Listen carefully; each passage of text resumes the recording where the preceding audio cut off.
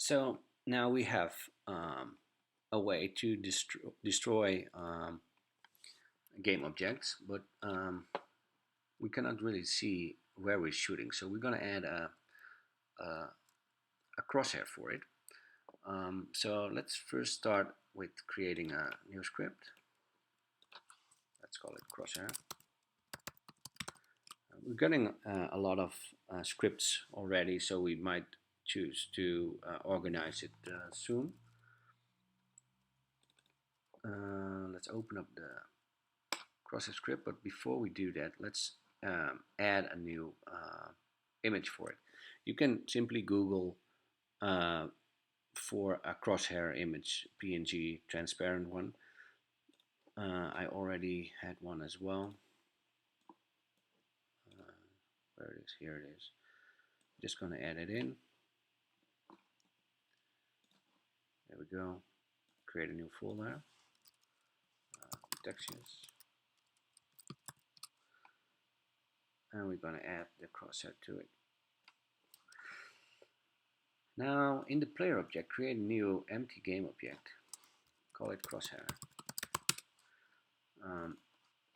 We're going to assign the crosshair image to the crosshair game object. So we're going to render it at the position of the game object. So let's move a little bit up and a little bit forward. Maybe a little bit more. I'm going to do it for now so we have a reference where we're aiming at. Now open up the crosshair image script again, and well, let's assign the texture to it. So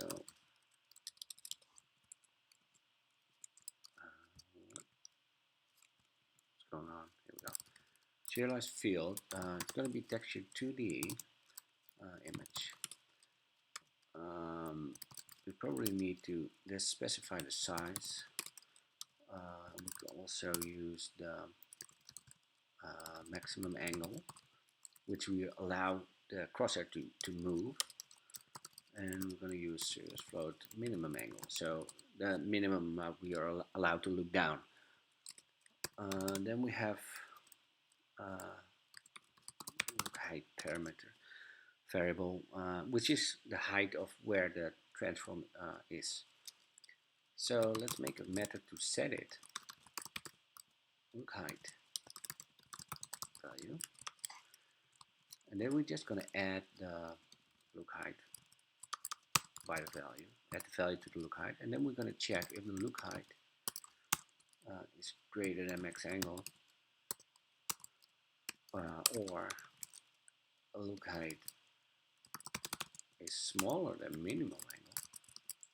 Then we simply say look height and remove the value we previously added, so it won't go past those that threshold of maximum minimum angle. Now in the void on GUI, let's get the screen position. So it's vector 3 screen position of the transform. It's going to be transform main camera, world to screen point, and then the transform position. So it simply gives us a vector 3 of the transform's position in reference to the camera. Now you just need to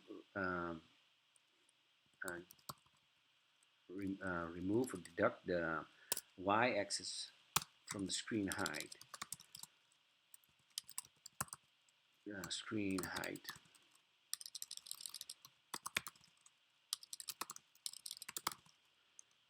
minus screen position dot y. Now we can draw the texture. Draw texture with a new rectangle. It takes a screen position x, screen position y, and we're gonna remove or deduct the look height. If you have subtracted the look height, if you want in first mouse input, you just add it. Now we subtracting it. Then we add the size of the texture, and then we assign the image.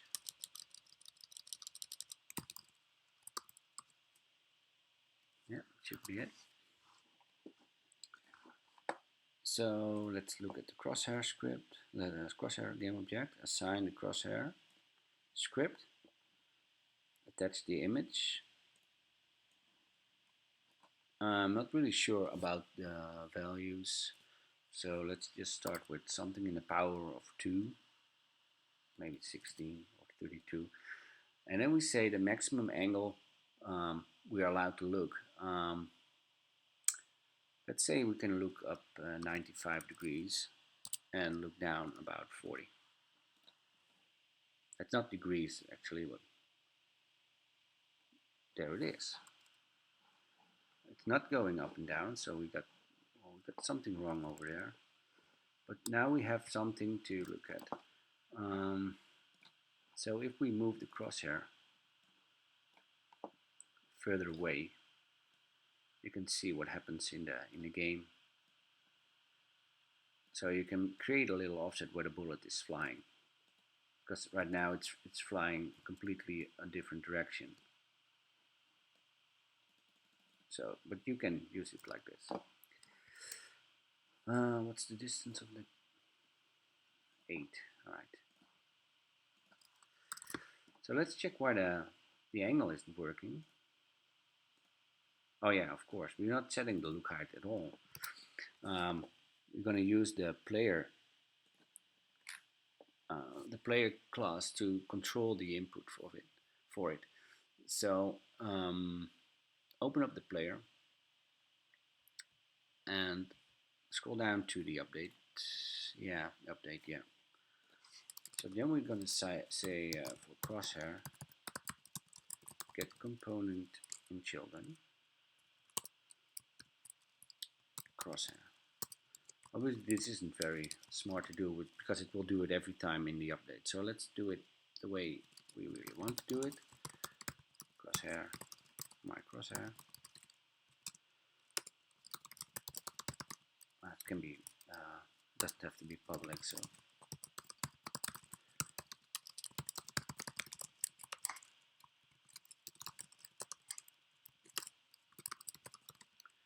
If my crosshair equals null, my crosshair get component crosshair get component in children crosshair return it.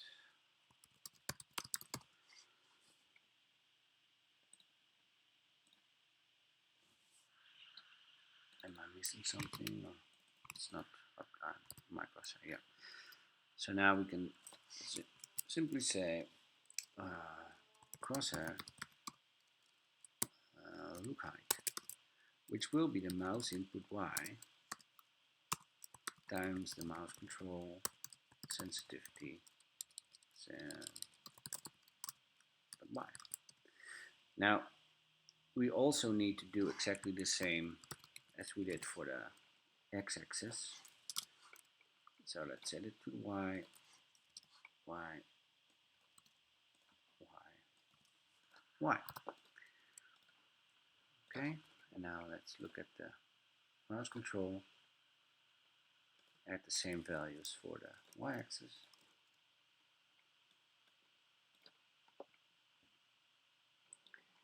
And now we can look up and down. For me it's a little bit slow.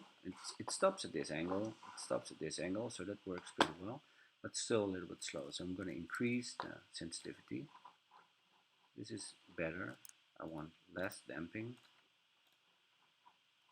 Yeah, this seems to be working fine. So 2 and 6. Update it. Yeah, so that's it. That's the way we handle the crosshair. Let's increase a little bit because I think it's pretty small. This might be a little bit too big, but it's a matter of preference. Right now the GUI is always render on top uh, of the player, or over the player. If you want to change it, because I don't think it's very annoying, because it gives me some feedback where I'm looking. But if you think it's annoying, you can assign different camera, uh, create more cameras, and then you just say calling and create a camera layer for the player and a camera layer for the UI as well, for the crosshair. And then you can change the order. So it first renders the world, then it will render the crosshair, and after that it will render the player. So then you will have it go behind the player. All right, that's it. I'll see you in the next tutorial.